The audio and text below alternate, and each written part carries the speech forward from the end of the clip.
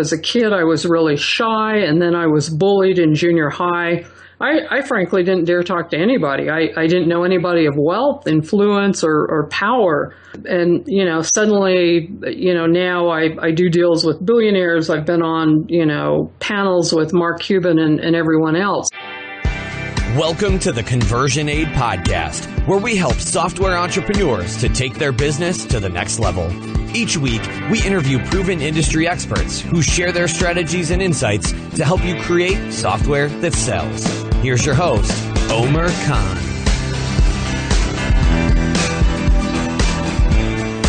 Hey everyone, welcome to the Conversion Aid Podcast. Another week and another episode. This week's guest is a startup funding expert, author, and speaker. She's served as the CEO of both public and private companies, been on the advisory board of several venture capital firms, and was the managing director of one of the largest angel investment groups in the US. In this episode, we talk about how to raise funding for your startup. We discuss how to become a power connector, even if you hate the idea of networking and talking to strangers. And we talk about how you can connect with investors and pitch your startup in 10 minutes, even if you're an introvert and hate the idea of standing in front of investors. So if you're bootstrapping right now and looking to find an angel investor, or you already have raised some angel funding and now want to raise some VC money, you'll find this episode useful. And even if you're not looking to raise funding, there are some great tips here just about how to do a better job at connecting with people and just being a more effective networker and doing it in the right way. Before we get started, if you haven't joined the Conversion Aid community, now's a great time to do that. You'll get notified of new episodes right in your inbox, and it's a great way to learn from successful SaaS founders and entrepreneurs. As always, just go to conversionaid.com/VIP and enter your email address to join. I also want to give a shout out to a listener who submitted a 5-star iTunes review. This is from Cnacio, that's CNACCIO, which is the iTunes ID. And here it is. So it's titled Inspiring While in the Trenches. I've been working on my first software product, which will be launching soon, for the past several months. While in the trenches building a product, things can get difficult, especially from a psychological standpoint. You begin questioning yourself, doubting your product, worrying if all the effort you're putting in is in vain. Whenever I notice I'm hitting a negative patch in my journey, I just listen to another one of Omer's podcasts, and it keeps me going.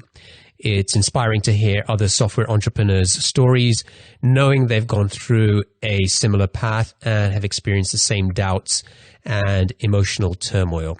Thank you so much, Omer. Keep up the good work, and I'm looking forward to the next episode. I really appreciate the review. Creating a podcast that would inspire software entrepreneurs to keep going through the good and the bad times has been one of the main goals for me. So I'm delighted that the show is actually helping you to do that. So thanks, Cnacio, for the review. Please do drop me a mail at omer@conversionaid.com. Let me know who you are so I can thank you. And I'd love to find out more about the product that you're launching. Maybe you're a future guest in the making. Now, if you'd like to support the show, then there are two ways you can do that. Firstly, tell other people about the show, whether it's word of mouth, Twitter, Facebook, or leave an iTunes review yourself, which you can do by going to conversionaid.com/iTunes. A lot of podcasters will trade iTunes reviews. You write a review for them, and they'll write a review for you. And honestly, I started doing that as well in the early days, but stopped pretty quickly because it didn't feel right and it didn't feel authentic. If I leave a review for another podcaster these days, it's because I like their show and I don't expect them to leave a review in return for me.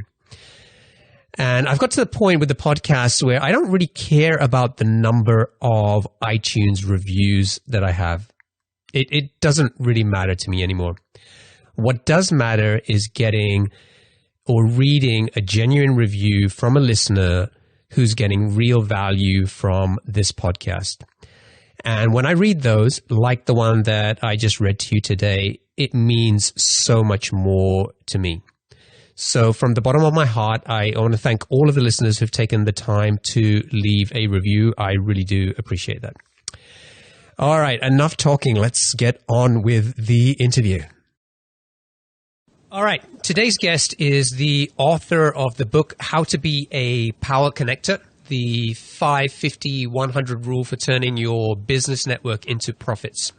In her 30 years of experience as an entrepreneur and corporate leader, she served as the CEO of both public and private companies. She's been on the advisory board of several venture capital firms, and she was the managing director of Golden Seed's Angel Network, one of the largest angel investment groups in the US. She's been profiled in Fast Company, Forbes, VentureBeat, Huffington Post, and Bloomberg Businessweek as an example of a new breed of power connectors. So today, I'd like to welcome Judy Robinett. Judy, welcome to the show. Thank you. I'm excited to be here. Now, I like to start by asking my guests what gets them out of bed in the morning or what drives them. And usually I sort of like to ask like if there's a favorite quote or something that resonates with you. And so do you have a favorite quote? I've got several favorite quotes, and having dealt with several bricks to the head in my past life, I've really adopted Oprah, who says, when someone shows you who they are, believe them the first time. And this is really critical for your success because there's that dark triad out there known as the Machiavellian, the narcissistic, and the psychopath. And so I do like that, and I've found it very helpful. Great. Okay, so let's start by talking about the book and becoming a power connector.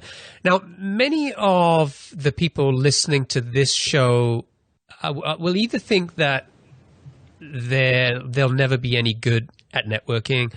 It might be because they're introverted or they're just not comfortable reaching out to strangers. Or others just might hate the idea of networking because it feels so fake and phony and is just a way to get what I want. So what would you say to those people, and why is the concept of networking and becoming a power connector important for everyone? Well, the reason it is so important is, first, Harvard Business Review, numerous other studies show that your network equals your net worth. And, Oppenheimer, a famous quote by him is that, there's too much for anyone to know much anymore. So it really does take a team. You can't do it all alone. You can't know it all. And I'm a good person to address about being shy or feeling, taken advantage of. As a kid, I was really shy, and then I was bullied in junior high. I frankly didn't dare talk to anybody. I didn't know anybody of wealth, influence, or power. Suddenly, now I do deals with billionaires. I've been on, panels with Mark Cuban and everyone else. And it was a bit of a journey for me. And I actually read the book, How to Win Friends and Influence People, and just started simply smiling and saying hello. And then became emboldened when I discovered, people did like me. So from that standpoint of being an introvert, I can assure you that half of the people in the United States think they're shy. Recently, I gave a speech in Silicon Valley to, a group of 800 high-level professional women, and a woman came up to me, kind of whispered to me, I'm a VP at Intel and I'm fine with the people that are around me, but I just feel really uncomfortable talking to strangers. And I literally put my hands on her shoulder and I said, I'm a stranger, you're talking to me. And so, you have to really confront some of your beliefs and some of your assumptions. And many of us are taught strangers are danger, which works really well as a kid. But if you think about your life, the two often, best things that happen, number one is from hard work, keeping your head down, doing everything. But number two is luck, that synchronicity. And if you think about important people you have in your life, your spouse, girlfriend, boyfriend, often those people at some point were strangers. So, I suggest to people to really rethink your beliefs about it and your assumptions, and then realize how closely aligned it is to your net worth. And this is absolutely true. You've got to do high-end strategic networking, particularly when you're doing things like raising funds or, getting on TV, getting some exposure so you can, get your app, your platform viral. So let's talk about the concept of a power connector and this the 5, 50, 100. Can you tell the audience exactly what does that mean? So, if you drew a circle around yourself, that innermost circle tends to be your closest friends and your family, and that's typically 5 to 15. The outmost circle, I put at 150, kind of combining those, which is Dunford's law that says groups fall apart at 150. So I really want people to focus on quality, not quantity. And the internal one of 50 is really kind of the sweet spot. I tell people if you've got 25 to 50 quality relationships that are across different industries, verticals, you have access to people with money, with influence, gravitas, you can get anything you need. Okay. Now, most people listening to this might say, well, I don't really have much of a network. I don't really have those people, those types of people that are going to help me raise money or help me grow this business and get the kind of success that I want. So where does somebody start if they're feeling like that? Well, the first thing I have people do is really write down the network they've already got. And that next circle of 25 to 50 people, start sharing your story and what it is you need. And then ask them, number one, what other ideas do you have for me? And who else do you know I should talk to? And people on average know about 600 people. And, you'd be surprised. What I often find is 90% of the problems you need or access to resources may already be in your network. Now, if they're not, then you get pretty strategic. Then you start thinking about where do the people I need hang out? And, every problem literally has a solution. I've had a guy call me with looking to invest $1 billion, looking for good deals. So, there's no lack of money out there. Credit Suisse estimates by 2019, there will be 369 trillion in global private wealth. So then it's an issue of really understanding, the funding ecosystem. So in the United States, there's over 300 angel groups. Angels fund 90% of the high potential deals. They're equally spread from north to south, to west and to east. You don't have to move to Silicon Valley. Certainly that's a plus. But also, little known is now we have mutual funds, foundations, family offices.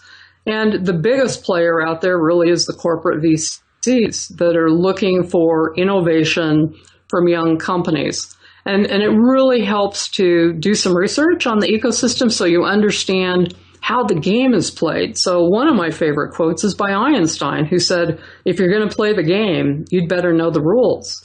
And there certainly are rules in this ecosystem. And, I recently read Flybridge Capital, one of their founders said, if you can't figure out how to get a warm introduction to me, you can't figure out how to get a customer. And so warm introductions are absolutely critical. But, you think about where do investors hang out? They hang out at incubators, pitch events. You can go to your local colleges, universities, the entrepreneur programs. All of these people know. And also think about where people of high wealth hang out, whether it's the opera. I was asked to be on the finance committee for the governor's race in Salt Lake City. And, within the first month, I'd met my first 2 billionaires out of Park City, both investment bankers, one out of Silicon Valley, one out of New York. So the people are out there. You just have to be a bit strategic. And so my real formula for success is quality relationships plus strategy to a very specific goal. Okay. Now, I want to go back to what you said earlier about starting to interact more with the people closest in your network and sort of telling them about what you're doing. And the two questions which you mentioned as well, which is, I think was, what other ideas you have for me, and who else should I be talking to about this? Kind of paraphrase. Yeah, and this honestly is a secret. I mean, this is really how I went from being shy and bullied to having, a couple of years ago, I went to Delhi, India, and met Reuben Abraham, who raises George Soros funds. And the reason I came up with those questions is I'm a real curious sort. And people started saying they'd pay me to follow me around to learn how to network. I thought they were nuts. Till I was 40, I thought I was shy. And I really started paying, attention to exactly what it was I was doing. But, I can tell you every week somebody will get in touch with me and will kind of run through the people in their network. And I'll give you an example. So my agent called me and said, I'm going to introduce you to Mike Muni. He's the co-founder of Act Software, sold it for $48 million. He now has an app for connections called Viper. I think maybe the two of you could work together. I met with him. He flew to Salt Lake, and I met with him, and I said, geez, you've got a top-rated app. I've never heard of you. Why not? And he looked kind of glum, and, he started talking about how difficult it was to get users and get the message out. And then he said, Judy, if I could just get an article in Success Magazine, that is a specific niche that I feel could help, get the message out.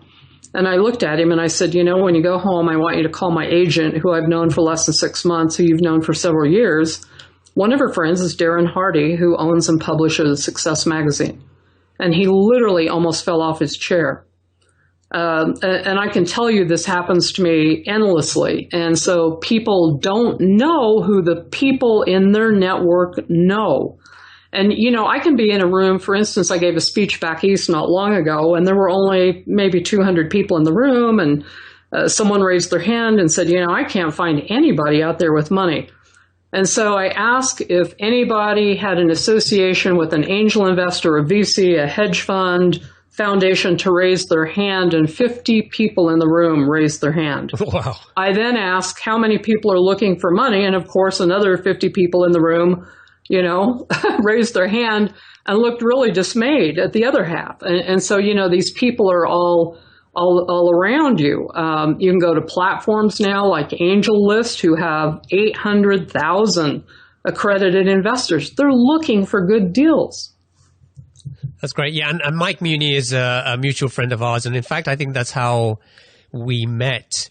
And I think that's a great story because it sort of just goes to show that most of us don't talk that much about what we need. Or what we do, or even what we do, where we're going. Yeah. And this was a great particular story in particular because, as you said with your agent, was somebody that Mike had known for years and hadn't really been able to make that connection and put two and two together.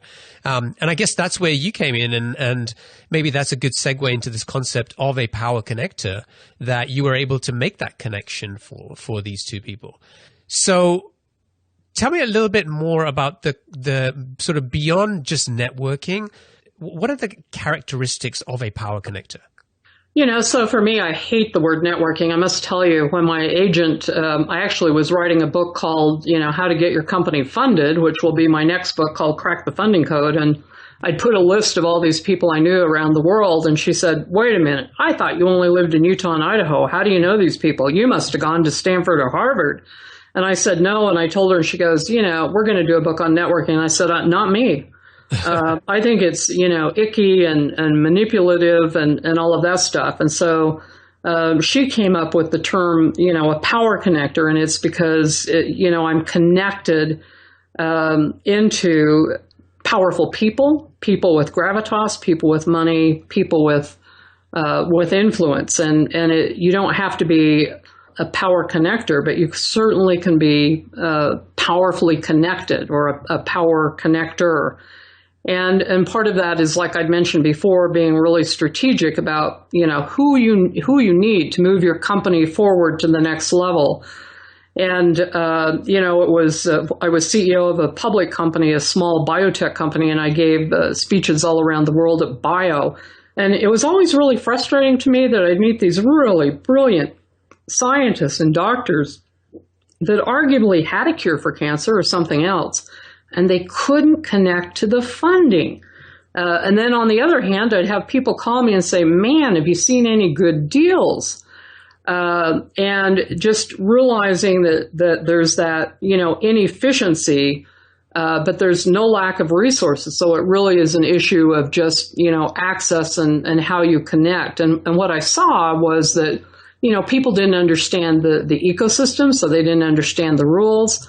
And then their own beliefs and assumptions held them back. And mine was, I was shy, I was bullied, who would want to talk to me? I wasn't born with a silver fork in my mouth.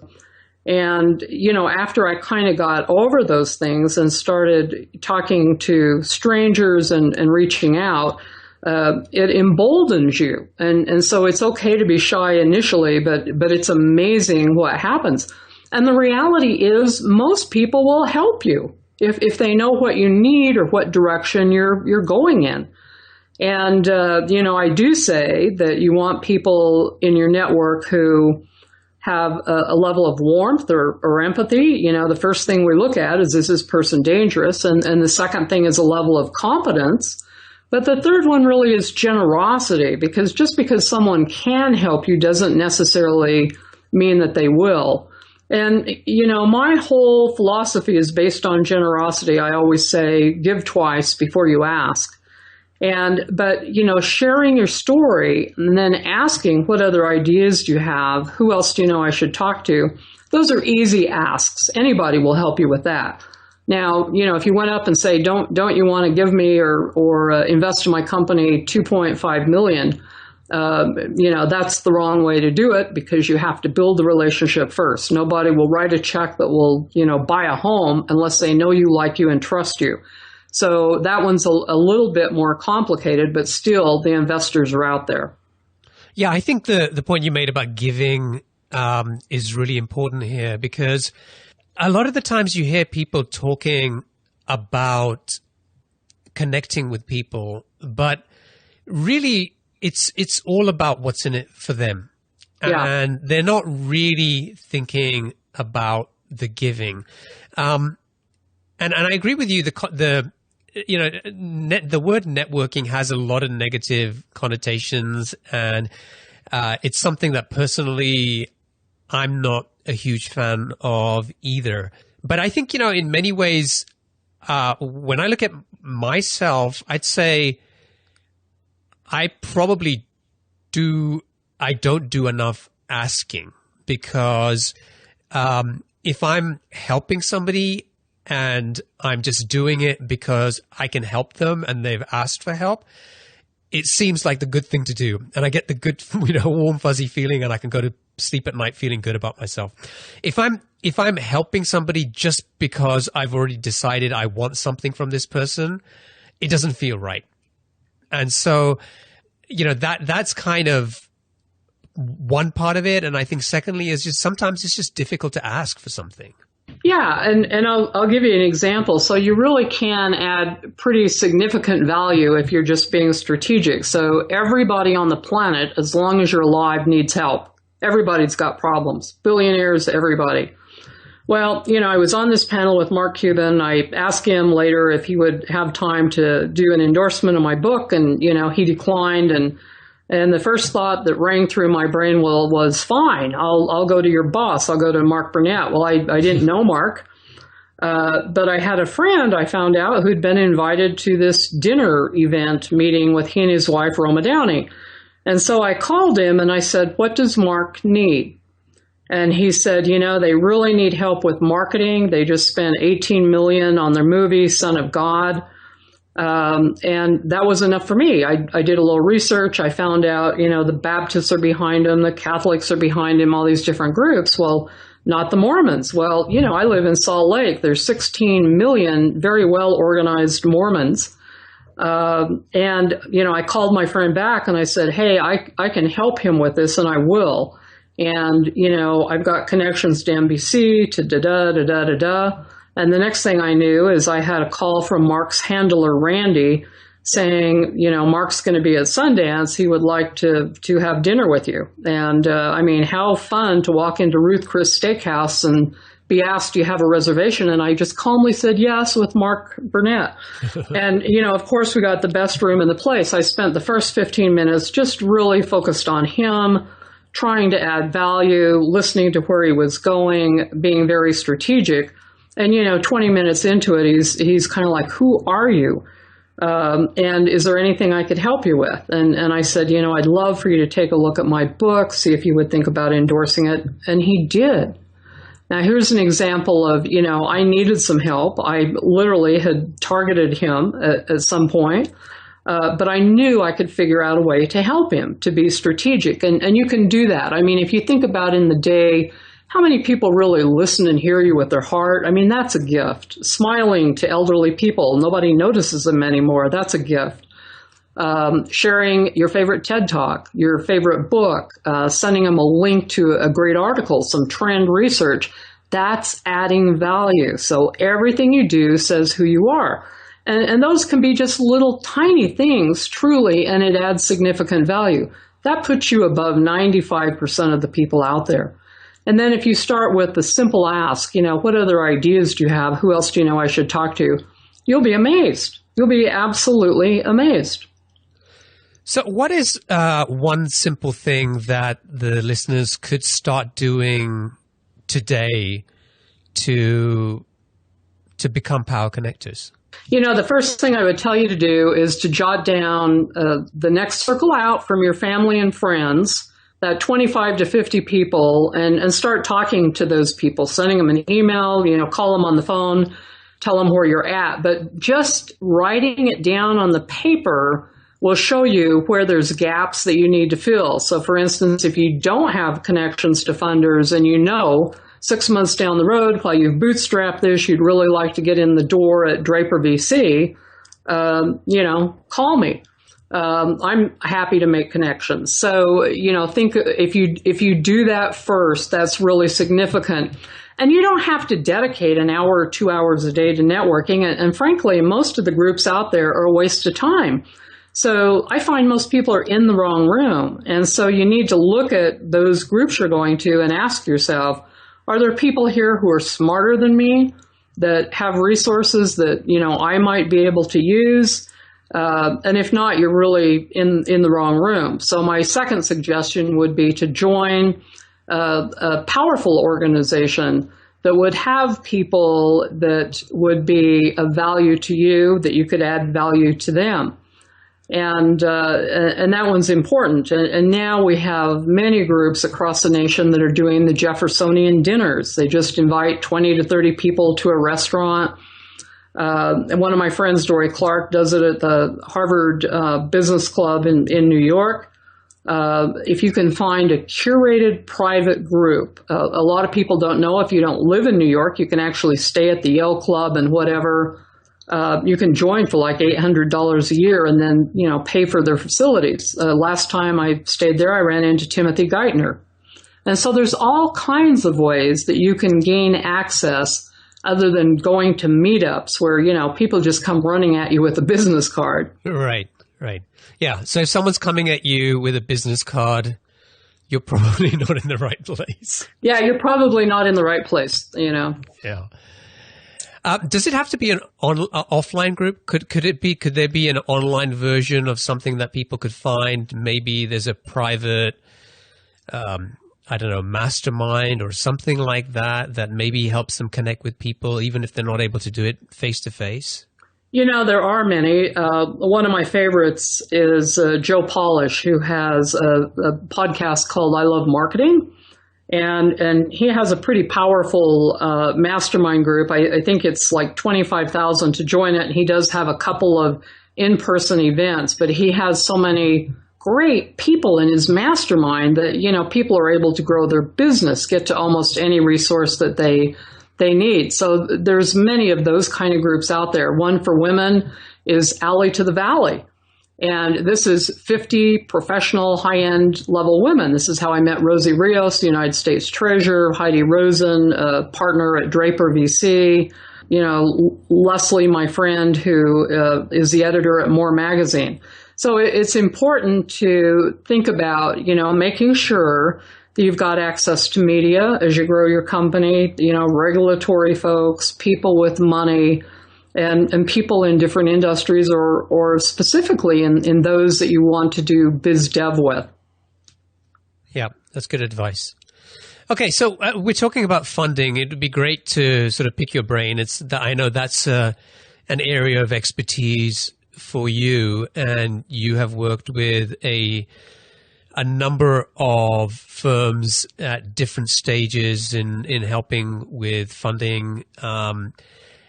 And so let's start by talking about maybe somebody who's listening to this and they've been bootstrapping the business for, let's say, a few years, and they're getting to the point where they feel like they're ready to raise some money. And maybe the first step for them is to find some angel investment. So where do they start?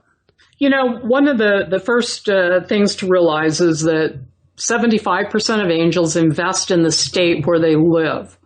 Now, if you have a high potential startup, you've bootstrapped this thing to 10 million, you've gained really serious traction. So if your growth has a nice trajectory on it, at that point, I would say you need to look at some of the regional angel groups. And also angel lists. But the important thing is to meet with a couple of angels, have them look at your business model, your pitch deck, and get the best information that you can before you go present. So, for instance, if you go in front of a professional angel group with accredited investors, you typically get 10 minutes. A VC, the average is about 3 minutes. So you need a very compelling short pitch deck. I've worked with the founder of iCharts, and this young man came from Germany to Silicon Valley in 2010, just horrid time to come. He had approximately 4 million from investors and needed to do a down round.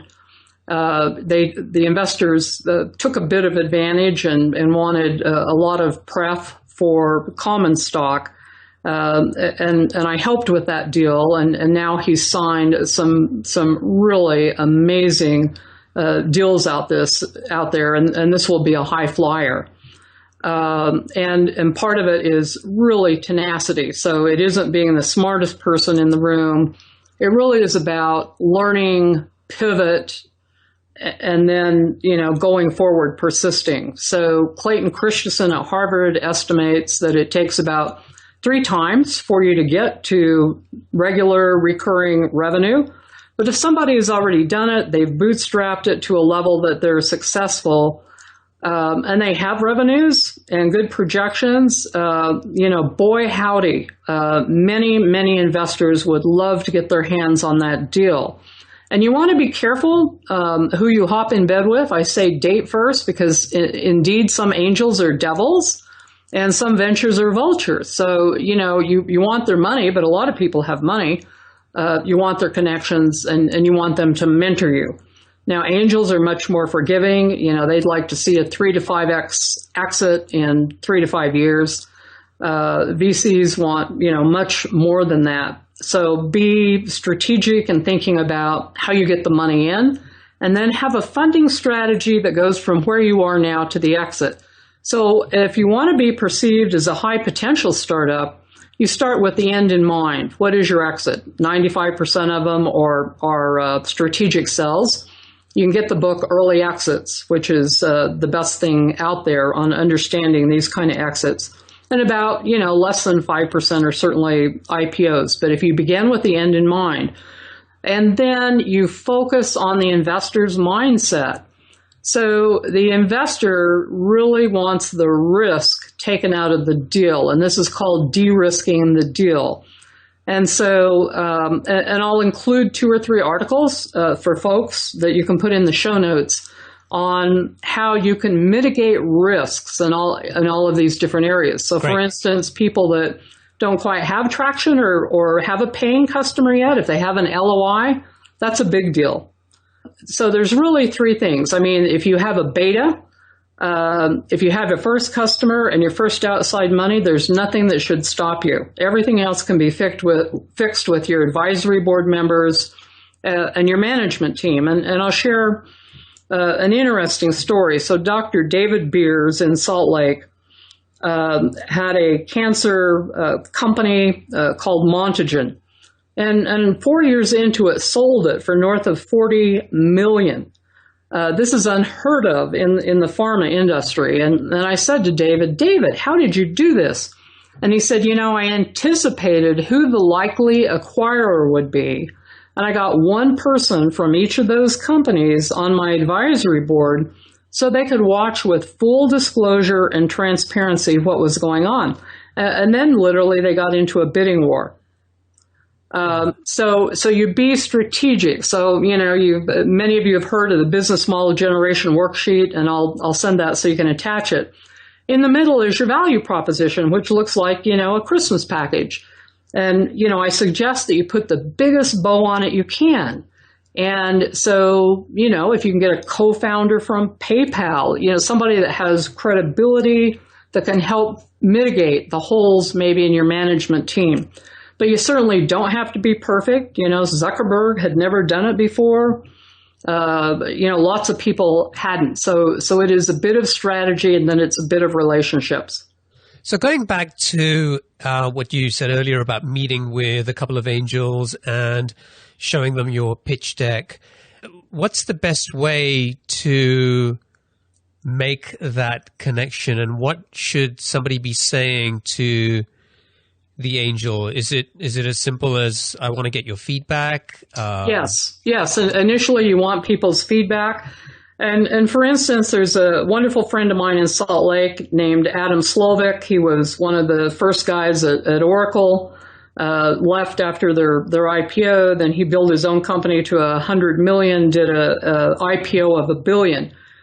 He will take any entrepreneur to lunch if they'll buy him lunch, and typically spends an hour and a half to 2 hours.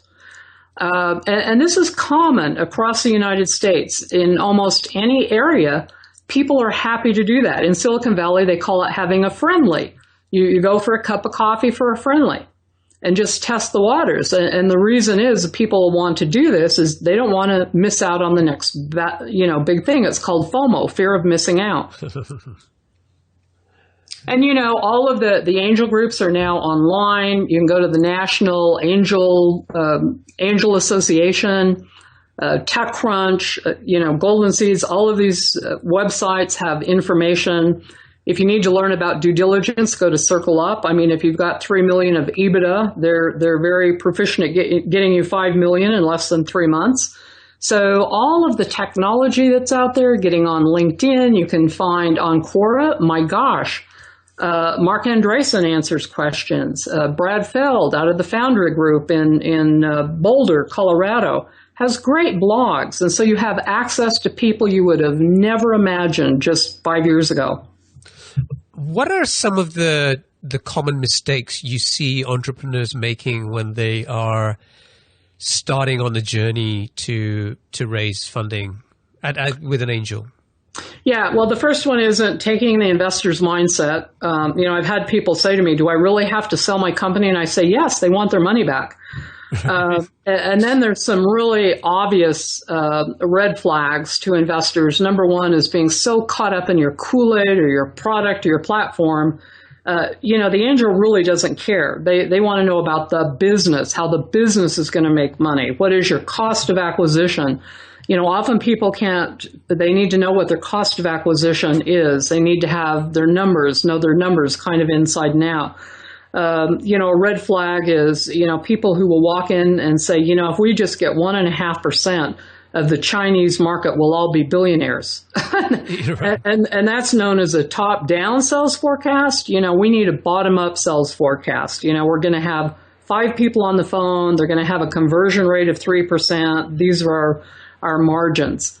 And being confident. So you need to come across as confident. You need to come across as coachable. Another mistake is people that come across as a know-it-all, because angels, they love to mentor, and you're not smart enough to know it all. You may be really, really smart in your one specific area, but why would the angel give you money if you're not going to listen to them? Right. Okay, so the other sort of side of funding, I guess, is let's say you've kind of been through the angel round. You're looking for some investment from a venture capital firm. How are things different to what maybe people went through the process with an angel? So the VCs typically do a much deeper dive on due diligence, take serious time in looking at you. They make sure they have experts in the industry who understand the business model, the markets. And so that's a big one. But if you've been successful, so you took money from an angel group, you've now met significant milestones, your company is growing, you'll have no problem. And most of the angels syndicate deals with the VCs. So for instance, when I was a managing director at Golden Seeds, we syndicated with 120 other angel groups and early stage VCs. So these groups really know each other, and they know each other from coast to coast. I mean, recently, a few weeks ago, I was asked to go judge pitch events in Puerto Rico.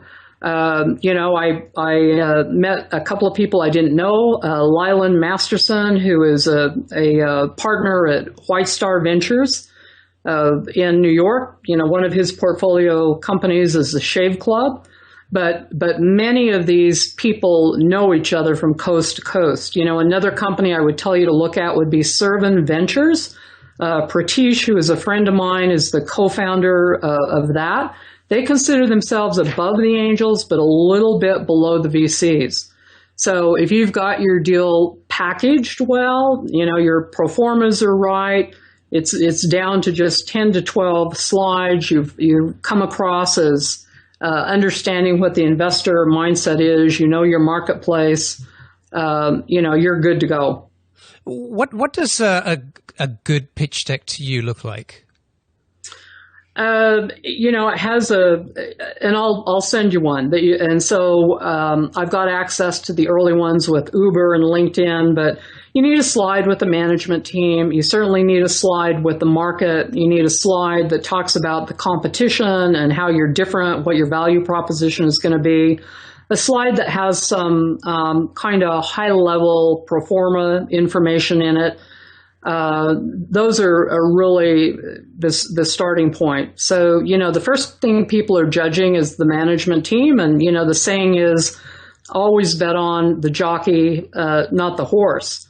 So Arthur Rock, who was known as the father of the venture capital world, came up with that saying. And it was that if you have a choice between two management teams, a B team who has just an A killer product, or an A team who's got a B product, you vote on the A team because they'll always get the product to market. And, a critical thing is being able to connect the product. You will always hear, what is your go-to-market strategy? How are you going to execute? And so being very clear on how you're going to get this to market, looking at the markets carefully instead of just, saying, well, we're going to go into 5 markets in the United States, because you'll soon find they're all very different. And understanding your industry. Also, it's very nice if you've gone to Pitch Deck or Venture Data and looked at comparables so you know who has funded deals similar than yours. That's a good way to find a great investor. And look at comparables on the exit and the terms. That will be really helpful for you. Super. That is super advice. And yeah, thank you for the offer to share the pitch deck and the other resources that you mentioned as well. I think those resources will be incredibly useful to anybody who's kind of starting out on that journey or is looking to raise some more money, but maybe be a little bit more successful than they were last time around. Cool. So now it's time for our lightning round. I'm going to ask you a series of questions and I'd like you to answer them as quickly as you can. You ready? Okay. What's the best piece of business advice that you ever received? So my first business, I almost went bankrupt. I went to a bankruptcy attorney just shivering in my boots, and he said, "You're not even close. I'm broke." I said, "I'm broke." And he said, "Judy, they can break you. They can't eat you." That's when I learned to kick fear to the curb. What book, apart from your own, would you recommend to our audience and why? Resilience by Eric Greitens, because when it comes down to it, it's about grit and persistence. This guy is a Navy SEAL. He's also an Oxford graduate. It's the best stuff I've ever read. You know, he points out we all have to deal with pain, fear, suffering, death. So being resilient is really important. Great book. What's one attribute or characteristic in your mind of a successful entrepreneur? Persistence. It's really persistence. What's your favorite personal productivity tool or habit?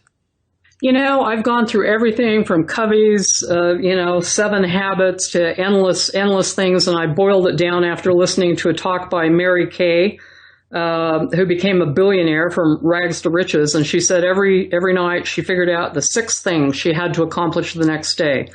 The first one I put on the list is, eat the toad. If you've got a bunch of stuff you've got to do and one of them's really nasty and icky, do that one first. That's good advice. What's a business idea or a crazy idea that you'd love to pursue if you had the extra time? I'm